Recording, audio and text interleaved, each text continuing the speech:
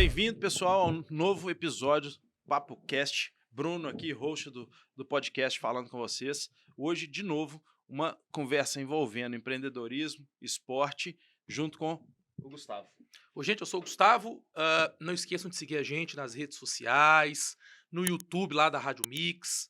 Não deixe de seguir a gente. Bom, hoje a gente está com o Tomás Matos de Paiva. Eu até dei uma colada dele, que o nome do Tomás é grande. O Tomás é meu amigo de muito tempo. Aliás, foi meu professor, apesar. Eu achava que a nossa diferença de idade era menor, que ele está muito bem. Eu já descobri que é um pouquinho maior.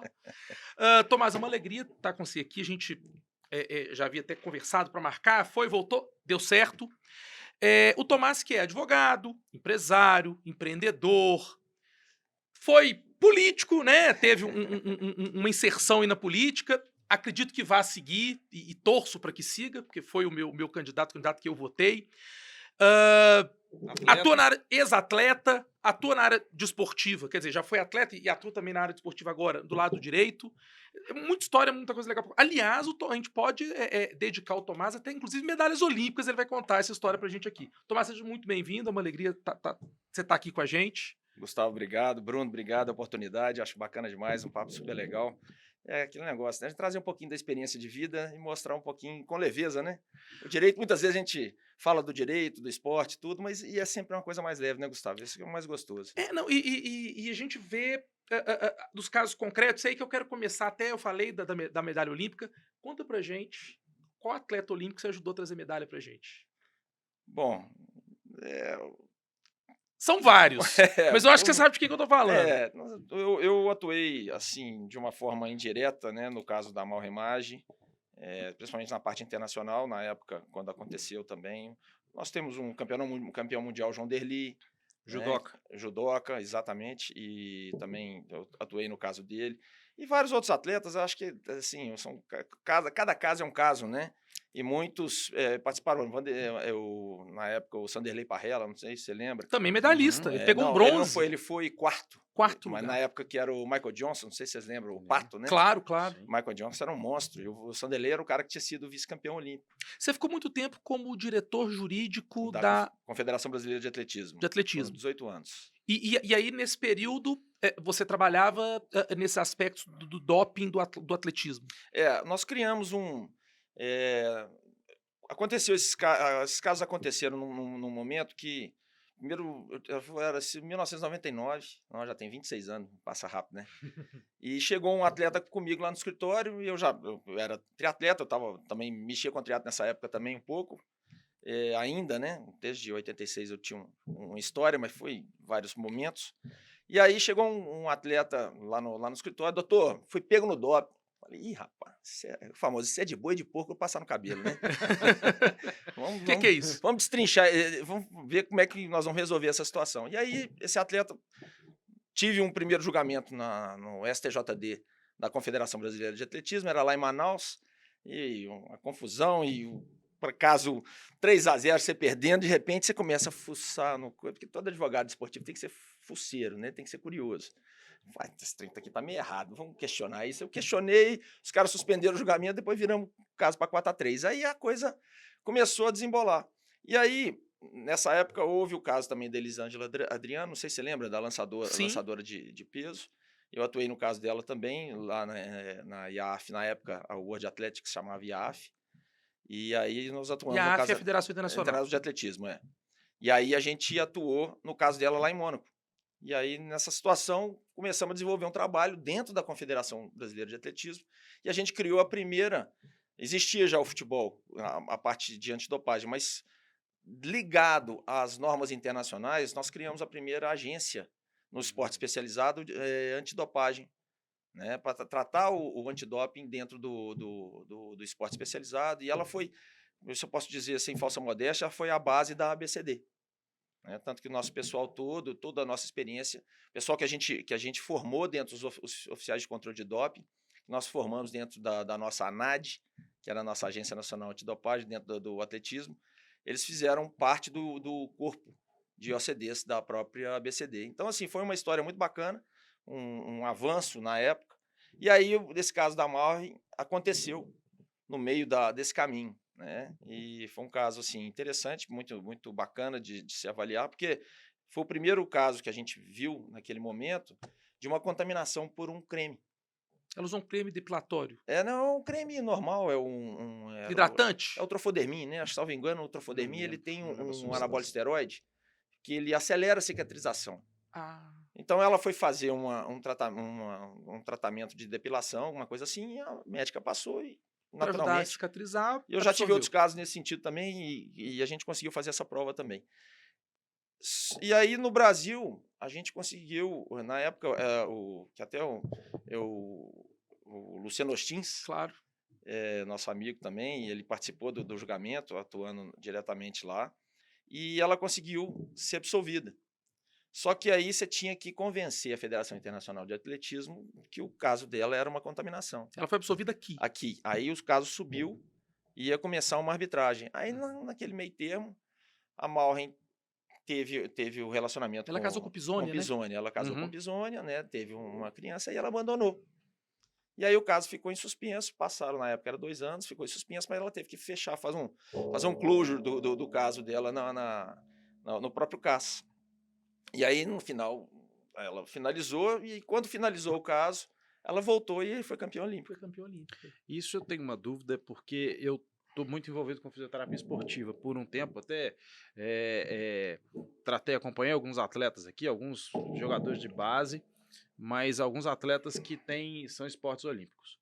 Eu já escutei, eu queria tirar essa dúvida, e é bom que, eu acho que tem muita gente que nunca escutou sobre isso, que medicamentos, por exemplo, que não são doping diretamente, mas que escondem o doping, escondem ou camuflam, são considerados doping também.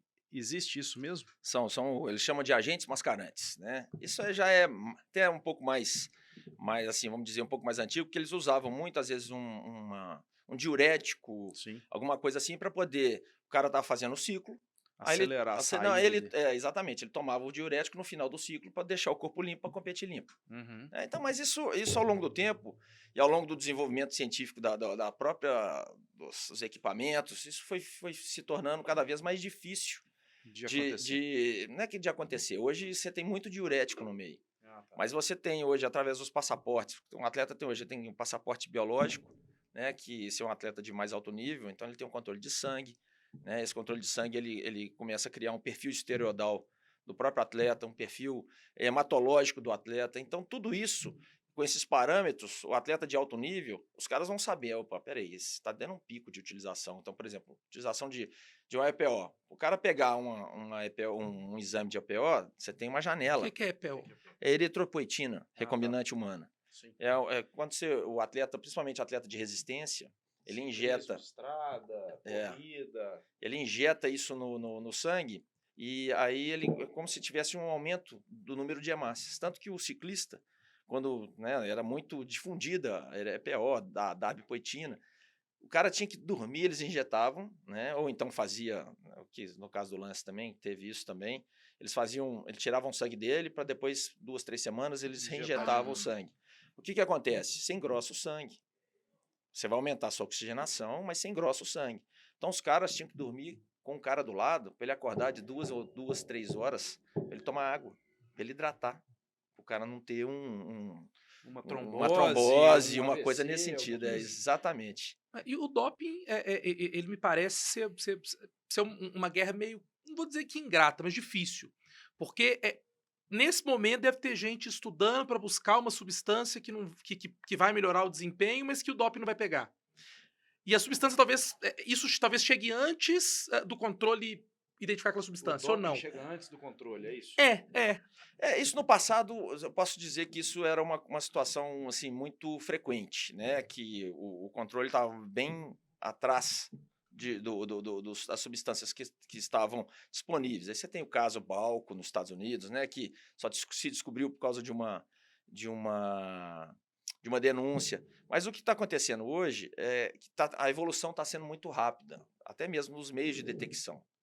Então, o que a gente equilibra hoje, dentro da evolução do próprio Código Mundial Antidopagem, que foi lançado em 2003, né, o primeiro foi estabelecido em 2003, e agora tem em Busan, na Coreia, vai ter a nova revisão dele também, agora em dezembro. É feita anualmente essa revisão? Não, é de 4 a 5 anos, mais ou menos. E aí, o que acontece? criou-se uma dificuldade hoje para você identificar o que é fraude e o que é contaminação, doping voluntário, Ah, legal. entendeu? Então, isso é a grande discussão, é a minha bandeira hoje, é exatamente partir o que é doping, no meu entendimento, o que é doping é a fraude. É exatamente a pessoa que está querendo burlar o jogo, que está querendo Levar trapacear, levar vantagem, usando uma substância ou um método, qualquer outra situação, para Para se beneficiar. se beneficiar. Só que você tem hoje, a regra ela é muito dura com aqueles ainda que são o que a gente considera doping voluntário, no caso um creme, no caso um suplemento, que às vezes a pessoa olhou no rótulo, não está lá A a substância. substância. E aí é o seguinte, o peso do regramento e da própria WADA, eu considero que ela coloca muito nas costas do atleta ainda. E ela tira a responsabilidade que a gente chama dos stakeholders, no caso, o Estado, que é participante disso, as federações internacionais, eles meio que... Os próprios clubes também. Também, mas todo mundo empurra isso para o atleta, que é o elo, em tese, né, o mais fraco da corrente, e fala assim, ó, você se vira, bicho, você tem que seguir a regra, tá? Você é responsável por tudo que está dentro do seu corpo. Responsabilidade objetiva, parará. E aí você vê, você consegue fazer uma prova. Isso é uma comprovação, você faz comprovação de fato negativo. Né? Que é a prova diabólica, uma prova dificílima de você fazer. E aí você chega lá na hora e ainda assim fala, não, beleza, seu caso é não intencional, tá, você vai ficar só 6 meses parado. É, isso aí muitas vezes acaba com o patrocínio do cara, né? Não, acaba com a carreira do cara, porque ele sai primeiro. Não intencional, beleza, não intencional. Ah, mas é porque a regra e a jurisprudência entende que 6 meses é bom. Poxa, um cara que às vezes fraudou fez num esquema de match fixing, de manipulação de apostas, o cara pega muito menos tempo. Uhum. Então, o que eu considero hoje é um desnível muito grande entre a sanção que é aplicada para esse tipo de situação do que para a coisa, né, em comparação com as outras sanções mais gravosas que tem dentro do esporte. Então, o fraudador tem que ser penalizado. Não tenha dúvida. A gente tem assistência substancial para diminuir, às vezes, a pena do cara, para ele mostrar o sistema, né, o esquema todo. Mostrar onde que está a confusão, onde que estão os vagabundos mesmo que estão municiando o mercado com isso. Isso já se coloca, mas, poxa, você querer fazer com que todo atleta que é não intencional pague quase que com penas tão gravosas, assim, eu acho que isso é muito desproporcional. Tanto que uma discussão que vai ter agora, nessa discussão das novas bases da revisão do código, é exatamente isso, é discutir qual que é o tamanho e a necessidade de aplicação tão severas em casos não intencionais. E isso eu acho que é um avanço nessa discussão. O César Cielo, parece que o dele foi contaminação, ele chegou a Foi ser absorvido também. depois, mas ele chega a ficar um tempo parado, né? Fica porque, provavelmente, eu acho que, salvo engano, porque quando são substâncias que a gente considera não especificadas, as substâncias não especificadas são aquelas que são mais perigosas, vamos dizer assim. Essas não, que são anabolisteroide, eritropoetina, alguns métodos proibidos e tal. E aí, quando aparece uma substância dessa dentro do seu exame, você é suspenso automaticamente a partir do momento que começa a gestão do resultado. Uhum. As especificadas, que são, às vezes, uma neosaldina, né, que é o isometepteno, alguma outra substância mais que eles consideram que tem no mercado e pode ser mais suscetível de uma contaminação, a suspensão não é mandatória. Né? Mas quando é uma substância mais... Quando a substância é mais pesada, ela é mandatória. Porque você falou, eu achei interessante sobre o prejuízo à carreira do atleta. O César Cielo, depois da investigação, depois que ele nunca mais conseguiu os mesmos resultados. Exatamente. É muito difícil. Parece que ele perdeu ali o fio da meada da vida dele como atleta. É isso aí. Por exemplo, o caso do Sanderley, olha para você que é interessante. O Sanderley, na época, isso foi a Olimpíada de 2000, Sydney. Tem muito tempo isso já também. Mas o Sanderley estava voando na época. Ele era segundo mundo. Só que aí, faltando 4 meses... Ele era barreiras? Ele era 400 livre. 400 rasos, né? Livre não, 400 rasos. Ele deu uma substância proibida num limite muito pequeno e na época a análise era muito mais... não tinha o nível de detecção que hoje tem e é o tipo de máquina que tem hoje, né? Que é a isometria... espectrometria de massa por razão isotópica, que aí você identifica se é exógeno ou endógeno. E aí na época, a gente conseguiu fazer a prova, mostrando que o exame, que o laboratório do Canadá, na época, era uma pessoa feríssima, tinha um respeito, só que ela testou uma amostra que tinha contaminação microbiológica, degradação microbiológica na amostra. E para esse tipo de anabólico, essa degradação interferiria no resultado. Nós conseguimos fazer essa prova, eu consegui botar ele na Olimpíada 3 dias antes dele competir. Nossa. Aí ele perdeu toda o polimento e ele ainda foi quarto. Quarto lugar. Ele Quarto poderia lugar. ter... Poderia Quer ter dizer, seria pódio. Não, ele era você... pódio, porque ele era vice-campeão mundial. Era ele e o Michael Johnson na época. Então, assim, são situações que quando acontece, a carreira do cara, o mental do cara vai pro saco. Claro. O mental dele vai pro saco e ainda assim, se pega nessa fase assim, a última fase de preparação. Quando que ele vai ter outra prova dessa? 4 anos depois, dependendo da idade, ou do ciclo, ou às vezes até por uma complicação dessa notícia, o patrocinador esquece esse cara, né? Assim, pro próximo ciclo aí, complica a vida dele de treinamento, de performance. Ele tudo. fazer todo um ciclo olímpico de novo, né? Para chegar em alto nível. E fora que hoje você tem, por exemplo, hoje você tem um apoio do governo, que é um apoio importante, que é a questão relacionada às bolsas, né? Então, é isso. A partir do momento que você tem um apoio desse, o atleta também tem patrocínio, mas a gente sabe que os que têm patrocínios, que é um nível muito pequeno, que está lá em cima, no topo. Mas vários outros têm uma bolsa, tem seguro. A partir do momento que dá um exame desse, mesmo que seja que ele prove a não intencionalidade, a bolsa trava na hora. O cara perde o dia a dia dele. E às vezes tem a subsistência. Na grande maioria, 95% dos atletas. A bolsa hoje é uma subsistência para ele. Entendeu? Tomás, a gente está aqui, né, no macro, falando de atletas, questões mundiais. Vamos vir aqui agora aqui para perto, né? A gente faz esse podcast aqui em Belo Horizonte, né? Rádio Mix 90.3 FM aqui em Belo Horizonte. O Tomás mora em Nova Lima. Nova Lima, inclusive, é a cidade com maior renda per capita eu sou Nova Limense, falo com orgulho, renda per capita nós somos, você nasceu em Nova Lima também, né, Bruno? Você não? Seu pai não te deu essa honra. Você sabe que o futuro de Belo Horizonte é brilhante, né?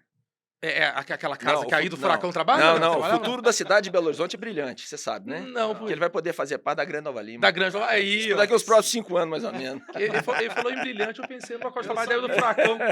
E o do Furacão do Roberto Drummond, um grande livro. Eu não esperava. Mas aí, Tomás, assim, vindo para esse nosso microcosmo aqui, o Tomás mora em Nova Lima, um dos condomínios de Nova Lima, uma cidade que cresceu muito em razão desses condomínios que circundam a cidade. A gente tem um problema muito sério de trânsito na região centro-sul de Belo Horizonte, porque é a entrada e saída das pessoas que moram em Nova Lima ou nos condomínios e que vai e volta. Você foi presidente da Associação dos Condomínios? Não, eu fui presidente da Associação Geral do Alphaville, né? Dentro do Alphaville, eu sou conselheiro lá no Alphaville. Aqui fica em Nova Lima, né? Aqui em Minas Gerais fica em Nova Lima. No ano passado, ou retrasado, você foi candidato. Ano passado. Foi ano passado. A vereador por Nova Lima. O que você enxerga como posicionamento importante e necessário para a gente conseguir resolver esse funil que a gente tem hoje? Né? A gente está aqui no Vale da Serra, aqui também é Nova Lima, né? Aqui é Nova Lima, eu falo aqui é Nova Lima, que tá na divisa ali. A gente sempre, quando vem, a gente pensa no trânsito, para vir e para voltar. Sim. Porque tem vias grandes que chegam até aqui e depois afunila.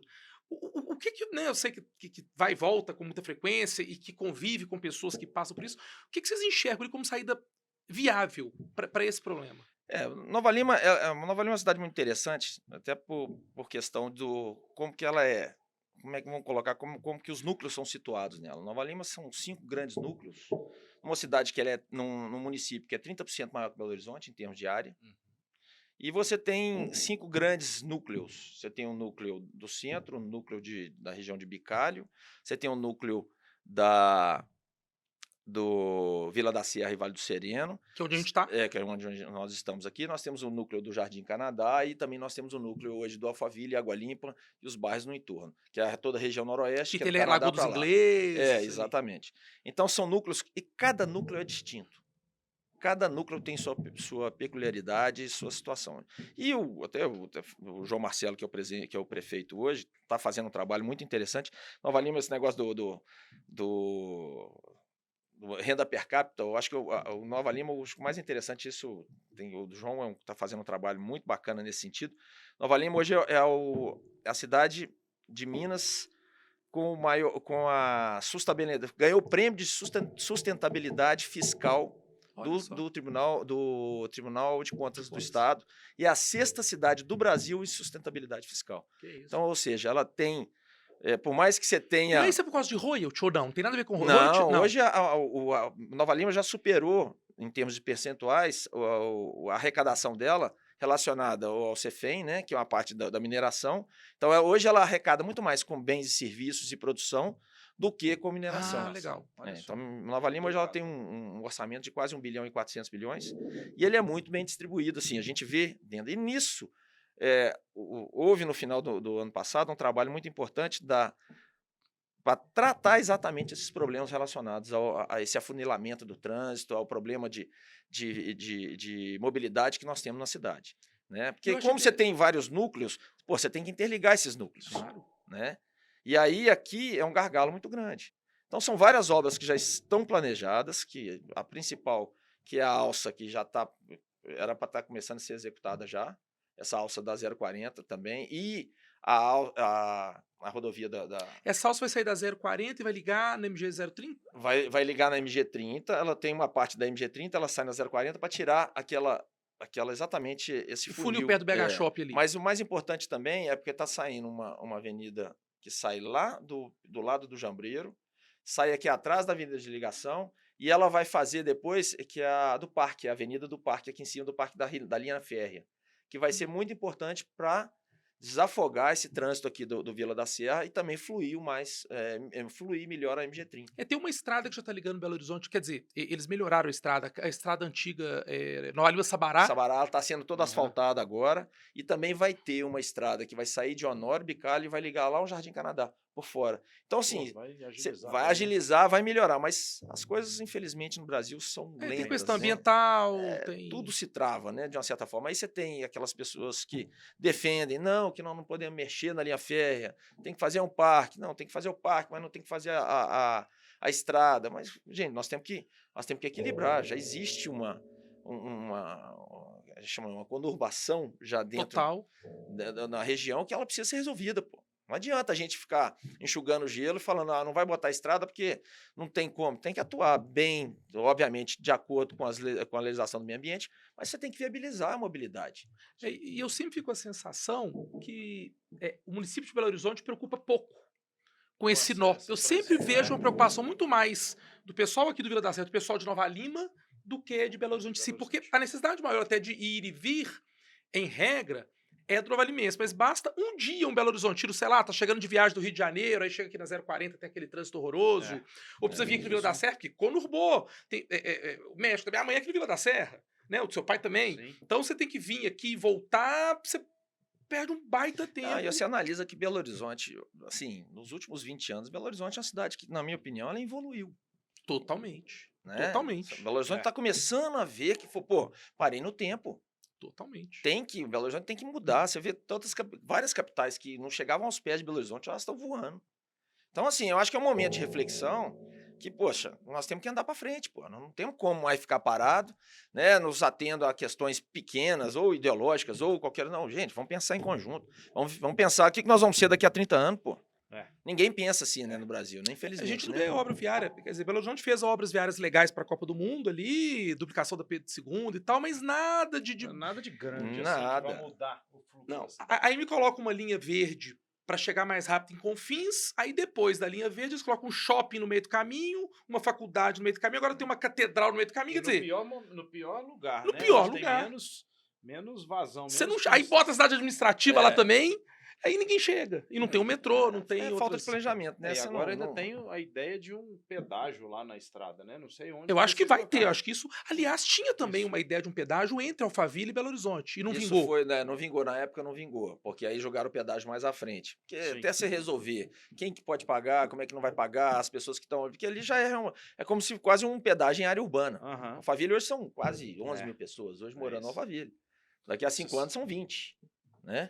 Aí você tem ali o Alphaville, de lá pra cá, né? Aí tem o Retiro das Pedras, Retiro do Chalé. Retiro, Miguelão, Jardim Canadá, Passarga da Morro de Chapéu, Vale do Sol, Manacás, Vale do Sol. E tem outras cidades aí, eu acho que Retiro das Pedras é Itabirito. Não, Brumadinho. Brumadinho. Né? Não, Itabirito é depois. Depois, então ele é Brumadinho, o Rio das Pedras, então ainda tem outras ainda cidades que tem as vão cidades ali, misturando ali exatamente. no meio do caminho. A solução do anel, que o primeiro trajeto que eles fizeram para esse anel, para o Rodoanel, que estão querendo instituir aqui Em no governo do Belo estado, né, Belo Horizonte, aqui na região toda, passava exatamente antes do Alphaville.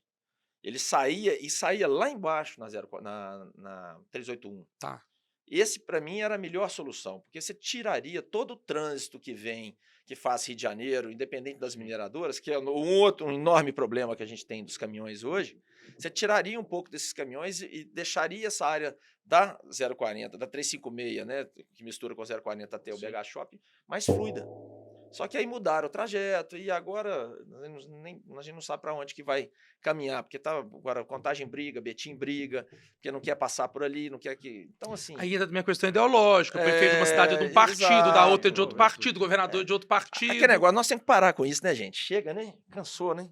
É fazer Não é? o que é melhor para todo Pô, mundo. nós eu temos acho que pensar para todo mundo, isso, porra. é pensar na população e não pensar no meu governo, no É. nome de quem que vai sair aquilo, né, de quem que vai assumir e fazer tudo funcionar. É interessante, lá no Alphaville, eu falo isso muito, a gente tem um reflexo do que a gente vê como uma sociedade bem organizada. Porque hoje a gente você paga um condomínio que você tem, dentro desse condomínio, 22 horários de ônibus executivo, você tem 2 ambulâncias que estão dentro desses condomínios 24 horas, com um posto que a gente tem lá de atendimento direto, você tem 160 homens de segurança interna que fazem a gestão, organizado por um conselho, todos não remunerados, né? E você paga uma média de condomínio de, vamos colocar hoje, R$1.000, R$1.200. Isso tudo dentro de uma estrutura organizada, com orçamentos bem elaborados, ou seja, cara, é o feijão com arroz. A gente, obviamente que tudo nós recebemos isso lá dentro do empreendedor também, estruturado e tal. Mas se houver um planejamento, igual, por exemplo, a Água Limpa está começando a ter um movimento importante agora. É o aparelhamento público do bairro. Porque E esse movimento do Alphaville foi um movimento associativo. Associativo. Vocês resolveram ali se reunir, criar associação, Não, vamos cuidar da gente. ela veio, o empreendimento já veio implantado com a estrutura associativa. Então, você tem uma associação geral, que ela é guarda-chuva de 13 associações, entendeu? 13. 13? É. Porque são 13 pequenos condomínios? São 7 condomínios. São 7 condomínios, 3 associações, são 12, são 12, e 5 associações empresariais, comerciais, empresarial, comercial, tem que lembrar todos aqui. E lá dentro do Alphaville tem hotel. Aí você tem hotel, você tem seu escritório escola, de advocacia lá? Meu escritório é lá, hoje nós montamos em Belo Horizonte também, mas agora nós temos lá também, então você tem hotel, você tem escola, você tem toda a estrutura de supermercado. É uma cidade. O Alphaville hoje, posto de gasolina, tem de tudo. Né? Então é uma cidade. E ela está crescendo, porque agora está vindo PUC para lá. Então nós já temos FGV, PUC, Mepobert. Aí a fundação tem a Fundação do Cabral. Dom Cabral, Flecha Veneno, Dom Cabral. Mepobert também, tem a Fundação do Cabral. Então, assim, a estrutura do Alphaville hoje, eu faço o que eu considero ideal, né? Que é morar e trabalhar no mesmo lugar.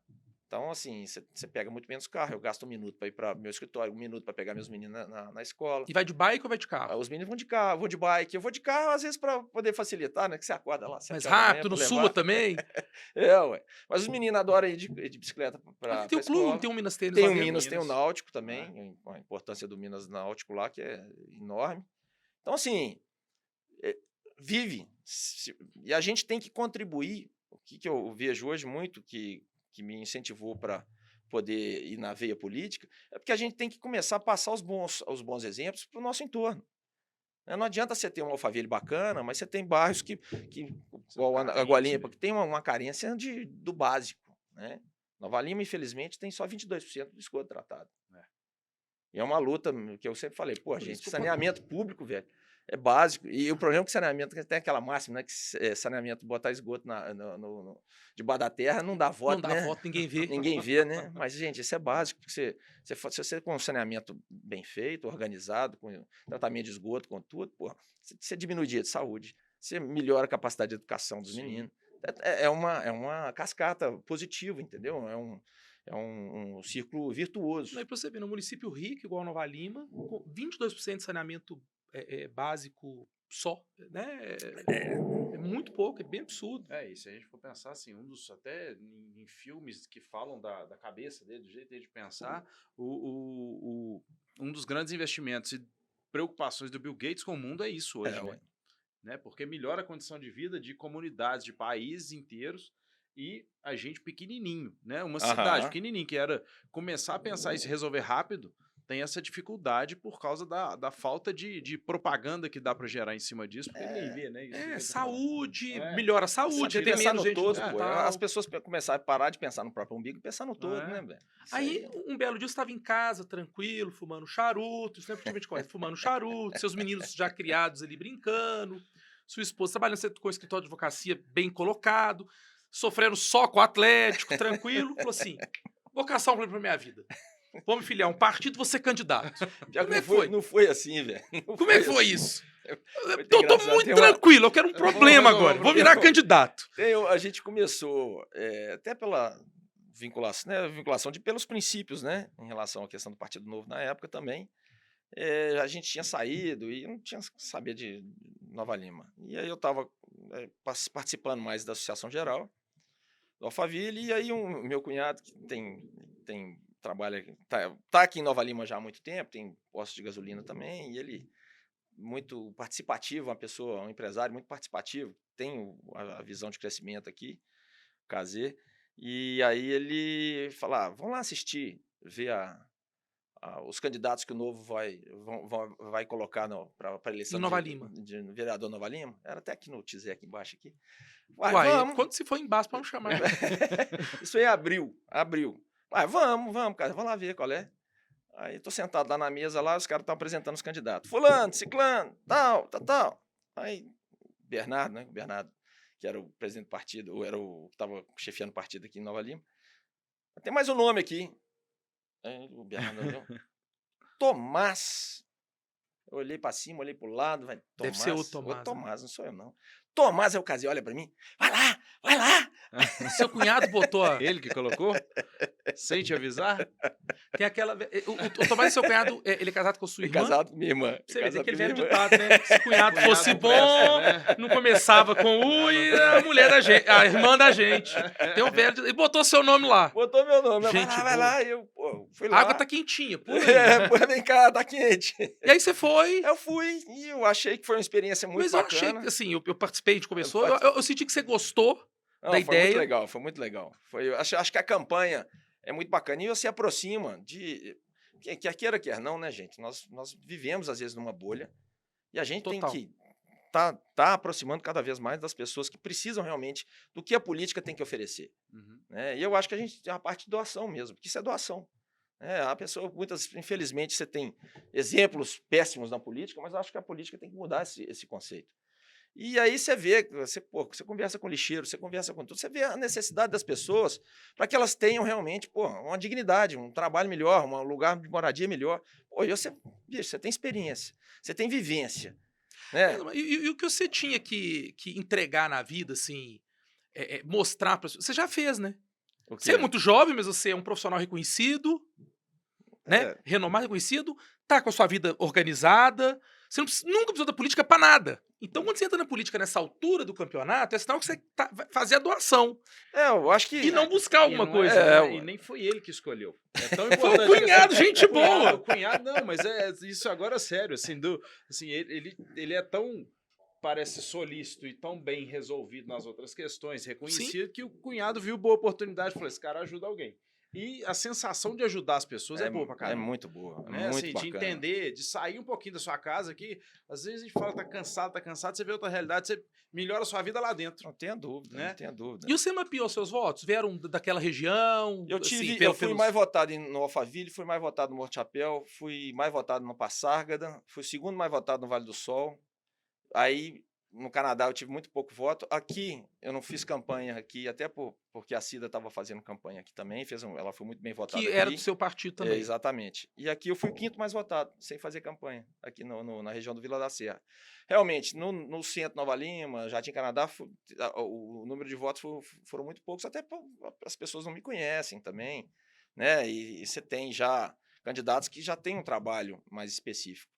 Só que o problema maior nosso, hoje você tem aqui tanto a região norte, que é essa região Vila da Serra, Vale do Sereno, quanto a noroeste, que é Canadá, Alphaville, todos esses outros, nós temos hoje mais ou menos 80 mil pessoas já morando, vivendo. Só que você tem 20 mil votos, 22 mil votos. O povo deve votar em Belo Horizonte, né? O pessoal mora, mas não vota. Entendi. E aí você não consegue mudar. Você não consegue botar um representante. Você não consegue fazer que aquela região tenha um sentido de pertencimento dentro da Câmara, que ela está no centro de Nova Lima, que tem a força maior dos votos do centro e no entorno. Né? O Jardim Canadá também tem uma certa força, mas ele está dentro do cálculo da região noroeste.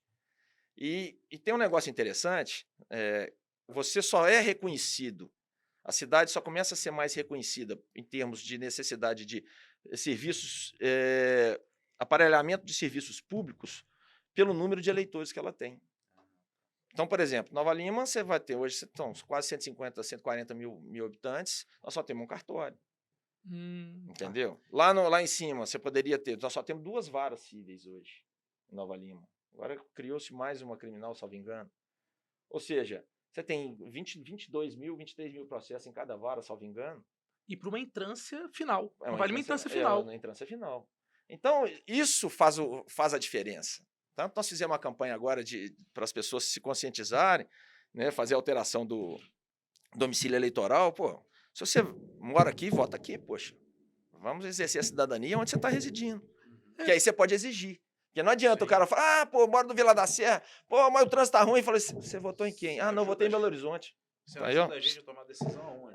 Exatamente. A pessoa tem que participar, pô. E não tem um representante, não tem ninguém Não para tem ninguém espelhar, pra não tem ninguém poder- que conhece essa realidade para poder Exatamente, levar para lá exatamente. e a coisa sai do prumo daquilo que a pessoa espera do... Mas é um aprendizado, né, Gustavo? Eu acho que é um aprendizado, as pessoas estão tomando esse tipo de consciência e quanto mais... É que eu prego muito isso, o brasileiro tem que sair da visão do seu próprio umbigo. Ele tem que ter uma visão menos subserviente, tem que ter uma visão mais ativa, para exigir mais. Né? Não tem que ser só valente de rede social, não. Tem que participar, tem que vir para fora, tem que sair da caixinha e participar Sair da mesmo, tela do... Exatamente, tem que participar, cara. E aí você pretende seguir? Você continua no partido? Eu continuo no Partido Novo, mas isso aí a gente vai avaliar. Mas porque ano que vem já tem eleição. Ele é deputado estadual, federal, não. Isso aí eu acho que não tem Essa pretensão. Esse negócio é o local aqui. Primeiro a gente tá. O que a gente pode ajudar? A gente tem que ver onde que a gente pode ajudar mais, né? E assim que a gente vai deixar a coisa caminhar mais um pouquinho pra gente pensar o que vai fazer, né? E aí você tem um escritório de advocacia. Como que era a sua ideia ajustar? Caso, quer dizer, já deve ter sido difícil durante a campanha. Já foi difícil. Mas caso eleito, você tinha um plano para isso? Você só vou ver o que vai rolar e... assim, deixando a coisa caminhar um pouquinho, né? Vamos ver como é que vai ser. Vamos ver como é que ela vai caminhar. E eu acho que tudo tem sua hora certa, né? Eu acho que não era para eu ter sido eleito naquele momento. Eu acho que a estrutura não poderia ter sido, obviamente, a gente não participou da estruturação da chapa, não participamos, né, de tudo para poder criar um ambiente. Nós somos uma cara e coragem. E fomos realmente... Vamos ver se seu cunhado vai deixar você ser candidato. Vai deixar você pensar, saber. Eu pedi benção para ele. O Tomás estava falando com a gente aqui antes, mas eu acho que é mais legal. O Tomás foi triatleta, viu, gente? E ele falava que o ortopedista dele... comentava que a gente em off, antes de a gente entrar, sobre algumas questões do joelho, Bruno. Como é que é? O atleta de alto rendimento que começa... Qual que é a consequência futura? E aí, o que o Tomás... O que você sente hoje porque o Tomás foi triatleta com, sei lá, 15, 16, 17, 18 anos. Triatleta o quê? Nada, pedala... E corre. Nada, pedala e corre. Eu comecei a fazer triatlo em 86. Nossa, feio demais, né? Nossa senhora. E aí eu tive vários períodos, né? E eu sempre fiz muito esporte. Já joguei vôlei também. Joguei vôlei pelo Minas. Aí depois fiz triatlon, aí joguei squash, fiz kung fu, fiz beach tênis, agora mais recente. Beach tênis, alguns campeões aí. Mas aí é o seguinte, a gente vê, o que eu percebo nisso, acho que o Bruno pode falar com muito mais propriedade, quanto mais competitivo você se torna, quanto mais alto nível você vai se tornando, não obstante a toda a evolução que os treinamentos Claro. tiveram nesses últimos anos, a recuperação, a suplementação, é igual carro, velho. Se você tem um carro bom, mas você esmerilha esse carro, acelera ele a 140, 150, você vai trocar óleo mais cedo, você vai trocar... Mas você sente hoje o seu joelho mais... O nível de desgaste é muito alto, cara. Qual que é o meio termo, Bruno? Alto rendimento, fazer nada. Eu não fiz nada. Por exemplo, meu joelho tá novinho, igual de um menino de 3 anos. Equilíbrio, são bons hábitos. Assim, o esporte é um ótimo hábito. Mas o problema é que assim, a gente tá falando, melhorou os métodos de treinamento, melhorou os suplementos, melhorou a recuperação, a medicina melhorou, mas melhorou para você, melhorou para o seu adversário. Exatamente. Você vai continuar exigindo mais ainda do seu corpo para ganhar dele. Claro. Né? Então, é uma exigência alta. O que se tem que ter equilíbrio de descanso, que não dá tempo. A gente vê jogador de futebol, como é que eles são hoje, os atletas de ponta, assim, machucaram. Até um colega meu, o Igor, tava em entrevista esses dias, acho que em televisão, não lembro qual jornal que era, falando sobre a recuperação do Caio Jorge, que ele foi para a seleção, jogou minutos lá, saiu a notícia que ele estava machucado e 5 dias depois ele estava em jogo. E fez gol. E fez 2. Né? O Caio Jorge tá amarrando o cadastro, faz gol. O fisioterapeuta dele, que é o Igor e o Jomar também, né? Ficaram em cima dele 24 horas lá pra poder... Jomar tá com ele? Acho que tá com ele. Tá no Cruzeiro, né? Jomar tá no Cruzeiro. Não sabia, não. Acho que ele tá Porque lá tá também. na Stout, ele abriu uma academia lá aqui agora. Mas acho que ele tá no Cruzeiro. Jomar é da minha época na PUC. Eu jogo beach tennis com ele com de vez em quando. Não, esse povo Tem nele uma surra no sábado. Esse povo não tá de parabéns, porque se o Caio Jorge não tivesse melhorado, não tinha... mas eu acho que nosso momento não era aquele, Tá difícil, né? Eu acho que o momento é diferente, né? Por mais que o nosso momento não era aquele, o dele é esse. O dele é o momento. E a bola tá chegando, tá bom, e tá bem treinado, né?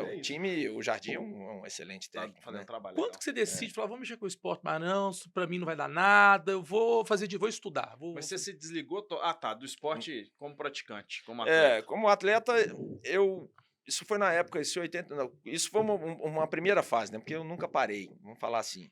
Mas para você decidir... Mas ter como principal. O principal. Era um campeonato que tinha em Búzios na época e eu tava treinando muito. Você tinha quantos anos? Tinha 18... não, peraí. Isso em 88 eu tinha 20 anos. 20 anos. E aí eu já tava fazendo direito, mas daquele jeito, né? Assim, de uma forma priorizando às vezes mais o esporte e tal. Era começo de faculdade. E aí... Nessa época foi interessante que eu tinha brigado papai no início, quando eu passei no vestibular, eu já estava fazendo triatlo. E aí papai chegou e falou assim, não, você vai trabalhar comigo lá e vai ganhar... Seu pai era advogado também. Advogado, pai sempre foi um excelente advogado, falando, mas você vai trabalhar lá e vou te pagar meio salário mínimo. Ele falou, pô, pai, meio salário mínimo? Meio salário mínimo, que você não, vou pagar... Não, pagar um salário? Então beleza, pega seu salário, tu pode ir embora. Eu falei, então beleza. Aí nós dois, agora você vai ver. Aí eu treinei, e ele tá lá, tá vendo? Só treinando, não quer saber de estudar, tal. E aí chegou no final do ano, fui fazer um sul-americano de menores em Mar del Plata. E aí, pô, fiz a prova, voltei, e aí teve uma prova no Rio, logo na semana seguinte, num Company. E aí, poxa, papai tava lá por coincidência. Company era a marca da mochila? Da mochila, era o Circuito Company, uma prova bacanérrima que tinha no Rio. E aí eu fui fazer a prova, papai tava lá, tal, me comentando direito. Aí, na hora que eu tô correndo, na parte da prova, a gente corria do Leme, do Leblon até São Conrado, né? Aí eu tava começando a correr, de repente vejo uma Brasília, com umas 8 pessoas dentro da Brasília, sai papai lá de dentro. Vai, meu filho! E o esforço, né? E aí ele começou a me incentivar, mas ele chegou no momento, depois dessa prova, isso foi 88, chegou nessa prova, ele falou assim, eu dei uma parada, falei, não vou descansar, tal. Ele falou, Tomás, na vida você tem que escolher, não dá para você vestir 2 camisas ao mesmo tempo. Ou você é atleta profissional, ou você vai ser advogado. Você tem que escolher.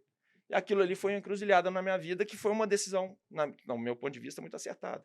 Porque aí eu consegui manter fazendo o triatlon de forma mais amadora, né? Mais de alto nível, né? Mas em vez do alto nível que estava, mas dedicando a faculdade. A faculdade. E aí consegui, acho que pelo meu vínculo com o esporte, consegui depois trazer o direito para o esporte.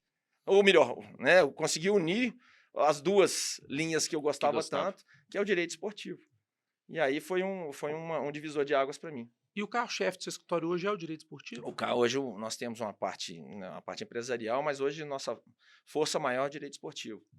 E a gente atua muito hoje advogando para clubes. Nós representamos uma empresa também na questão de antecipação de recebíveis de créditos de venda de jogadores no Brasil para clubes AAA na Europa, uma empresa alemã que a gente representa. E a gente faz a antecipação dos valores, né, às vezes pela necessidade do clube. Hoje no Brasil, Argentina, nos Estados Unidos. Então o clube tem um atleta, mas ele tem que já estar negociado. Cruzeiro vendeu o Caio Jorge para Juventus. Tomara, vai amanhã. Seja muito feliz com o futebol italiano, Caio Jorge, vai. Torço muito pra você feliz lá. Aí vai pagar em 5 anos. Aí a gente operacionaliza, a gente analisa a operação, analisa todas as garantias, os gatilhos da operação que tem. E em função disso, fala assim, a gente dá antecipa o valor pelo spreadzinho, né, da taxa que vai ser colocada. Se o time aceita, ele recebe o dinheiro e essa empresa cobra da Juventus lá. AAA porque tem que ser porque para você ter garantia, né? Então você não vai conseguir, às vezes, fazer o mercado russo, muitas vezes você não vai conseguir, às vezes, com os árabes, que são mercados muito difíceis. Mas né? fechados, Às vezes o fair play financeiro não tem, ou às vezes negociação às vezes é bem mais difícil, o árabe às vezes demora mais a fazer o pagamento. Isso aí, assim, cada mercado tem sua... Claro. Então, se os caras, obviamente, eles estão botando valores muito altos, né?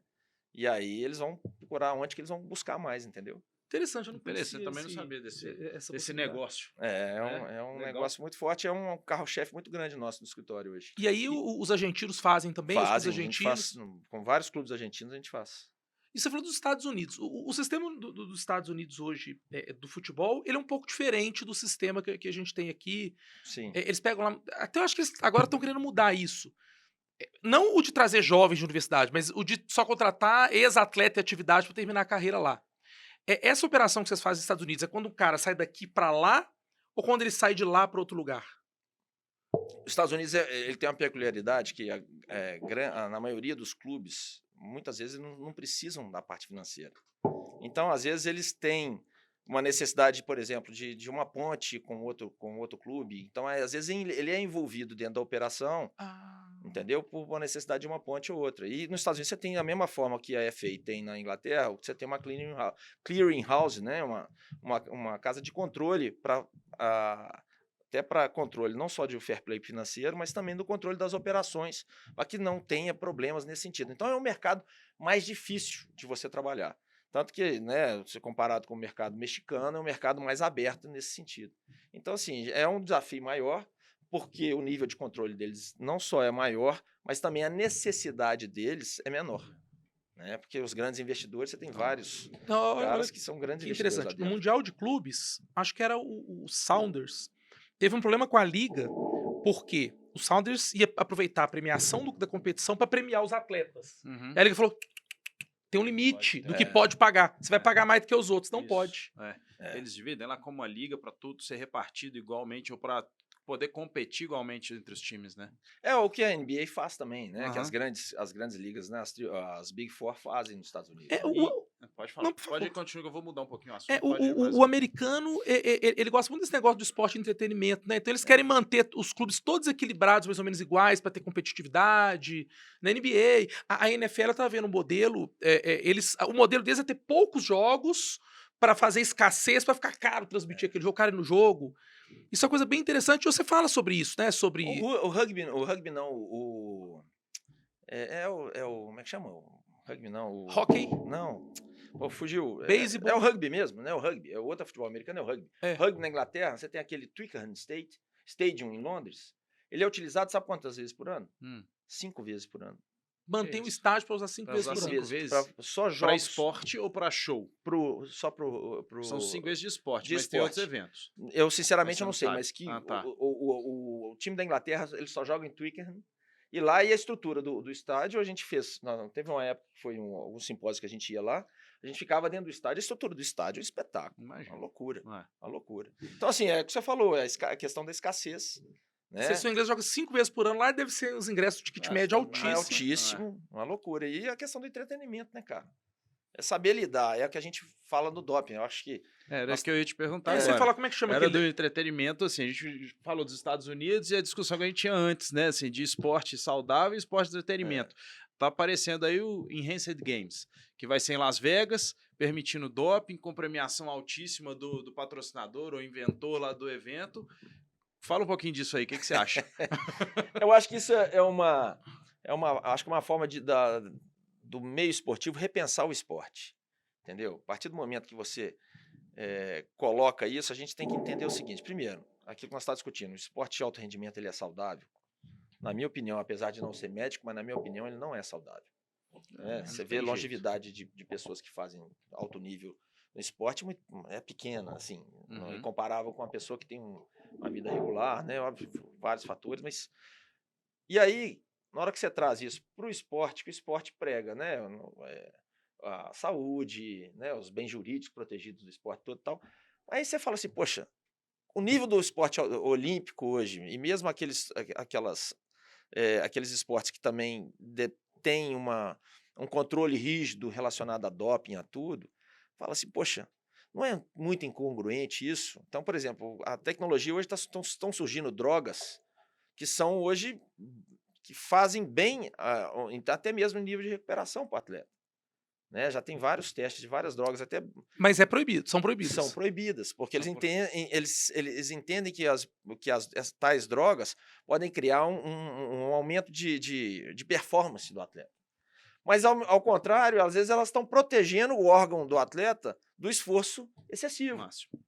E aí é o seguinte, os caras ficam nessa dicotomia ainda, mas os caras não vão no cerne, na hipocrisia que eu vejo na questão. Porra, você tá lá, o esporte de rendimento, eles visam o quê? Lucro, né, velho? Claro. Então, E entretenimento, né? E é isso. Então, eu acho que essa definição ela é fundamental. Eu não sei se eu cheguei a citar. O Enhanced Games, gente, é um campeonato, tipo uma Olimpíada de esportes de resistência, natação, atletismo, que vai permitir doping, né? E que as premiações para quem bater recorde mundial e bater recorde olímpico vão ser enormes, muito maiores que se a gente pensar em qualquer competição. O que eles estão falando, viu até hoje. Eles estão apanhando, assim, eles estão sendo, o movimento olímpico está batendo em cima, claro, né, com toda razão, até pela coisa. Mas eu acho que isso é um momento de reflexão para o próprio movimento olímpico. Para ele saber se ele tem que voltar às bases. Será que isso é viável? Voltar às bases do esporte olímpico mesmo, né? De ser um esporte lúdico, saudável, né? Promoção de inclusão, de tudo. Ou ele é realmente o absoluto. Pô, vale tudo mesmo. Sabe uma coisa que eu defendo? Porque o público quer isso, né? O público quer, muitas vezes, pagar o ingresso para ver o show acontecer. Para se divertir. É isso aí. O que eu falo muito pensando no difícil, né? Games, de medicamento, de doping, né? Lógico que é uma outra instância, mas sabe o que está acontecendo hoje? Com as canetas de emagrecimento. Exatamente, eu ia tocar nisso. Se a gente falar em doping como aumento de performance, as canetas de emagrecimento, essas várias... É doping.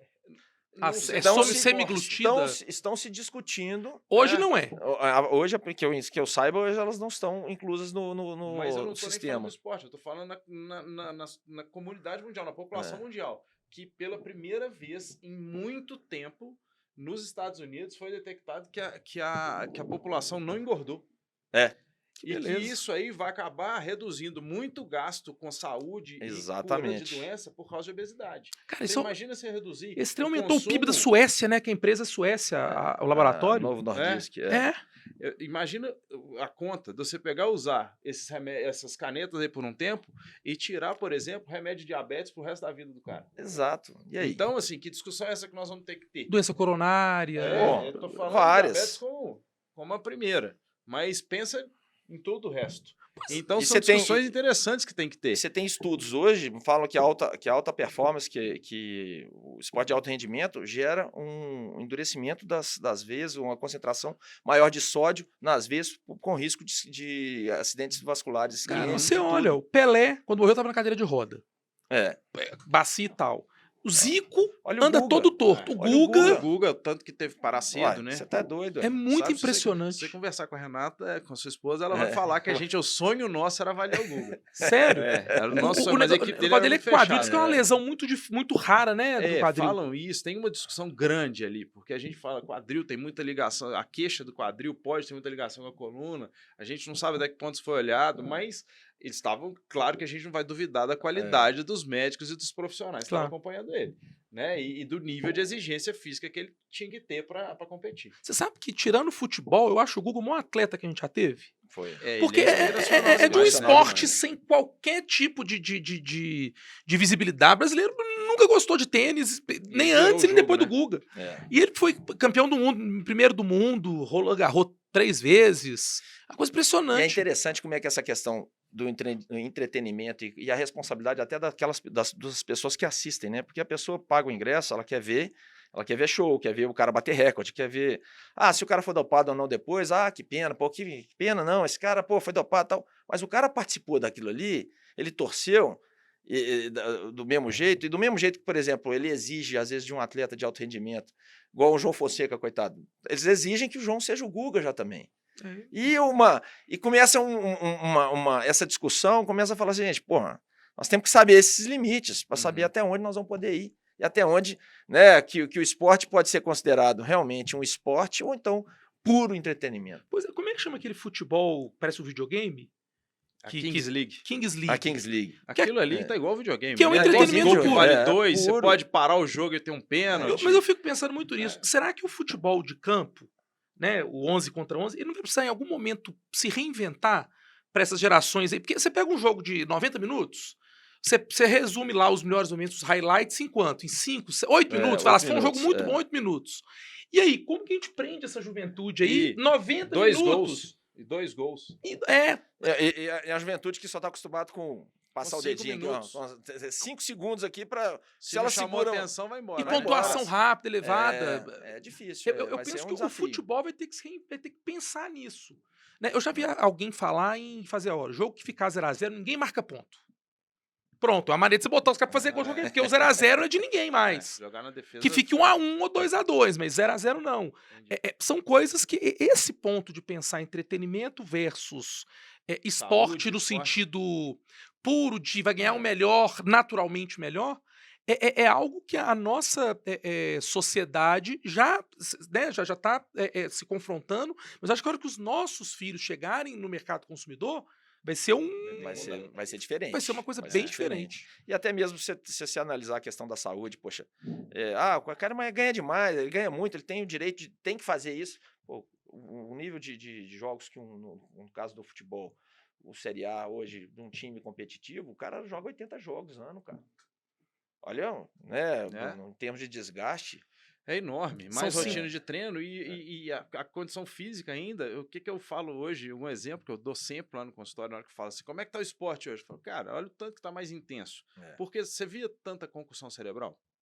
Você via tanto desmaio no campo? Você não via. Você via cara morrendo igual a gente vê. Lógico que as notícias chegam, Os né? atletas estourando o joelho. Os atletas bem cuidados estão sofrendo com isso, né? Os atletas de alto rendimento, de clubes AAA lá da Europa estão sofrendo com isso. Lógico, estão diminuindo com os cuidados e tal, mas as trombadas são mais fortes, a velocidade está maior, a impulsão está maior, então isso causa outra demanda na área da saúde, outros cuidados, que hoje a gente tem que pensar de outro jeito, e os nossos filhos mais ainda. 2 exemplos rápidos aí que você vê, olha o goleiro do Santos no jogo do Galo no domingo, e ontem o Coelho, coitado.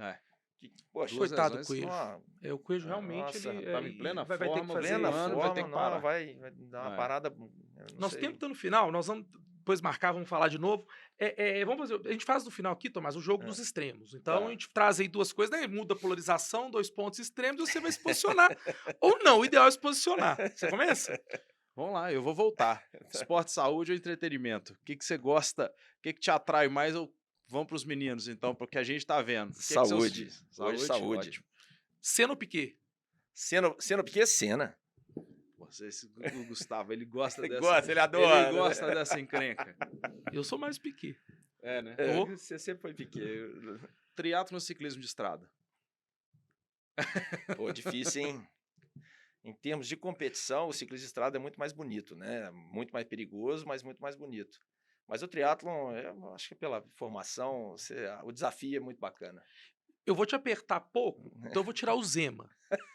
É partido novo, então eu vou tirar o Zema.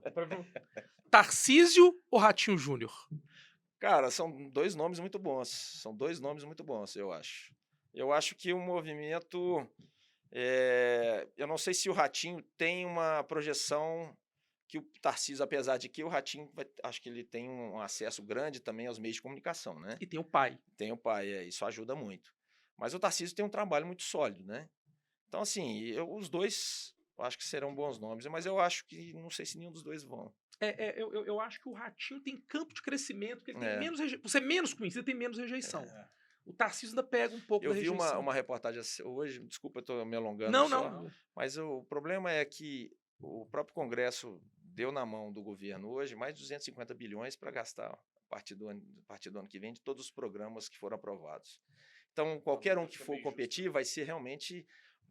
Vai ter que ser bruto. Acho que a direita tem que se realmente unir, bruta, para conseguir buscar. Obviamente, nós vamos trabalhar para isso, mas... Para poder recuperar o governo federal. Exatamente. Mas, por outro lado, o governo vai ter que prestar conta disso depois, né?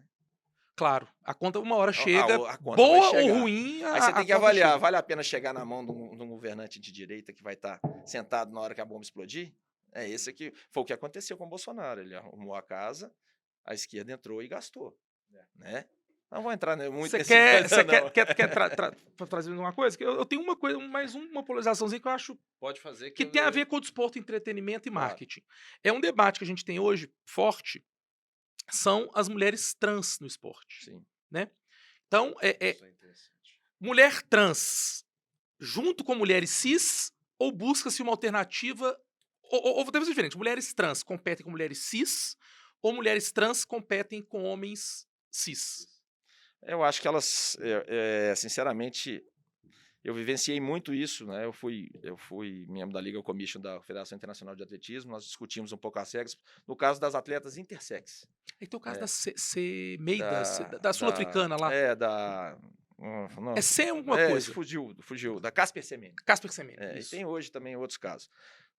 Tanto uma mulher trans quanto a própria Semenya, que ela é uma mulher que ela é intersex, né? Ela é XXY, ela né? É XX, né? Ela tem o XY dentro também, né? Ela tem o corpo de mulher, mas ela tem o XY. E produz testosterona naturalmente. Naturalmente. Eu acho que elas têm que ter o espaço delas. Ou então tem que se criar uma categoria absoluta, para que ela seja aberta. Porque é injusto elas competirem com as mulheres, né? Dentro de um mesmo... Você nivelar o campo do jogo é muito difícil, porque elas vão sofrer, porque elas vão ter que tomar cada vez mais hormônio antagônico, né, para poder... Então, eu acho isso injusto. Eu acho que deveria se criar uma categoria absoluta, que se definissem as regras para essa categoria, entendeu? Para que elas pudessem ter uma competição mais... competissem ali. Exatamente, porque senão ela perde o sentido da inclusão. Isso é um outro tema legal. Entendeu? Às vezes, além do Tomás com um atleta que possa conversar o doping, o Tomás talvez até com alguém ligado a esse movimento trans pra gente tentar... Vamos encerrar que nós já estouramos o estouro do tempo já.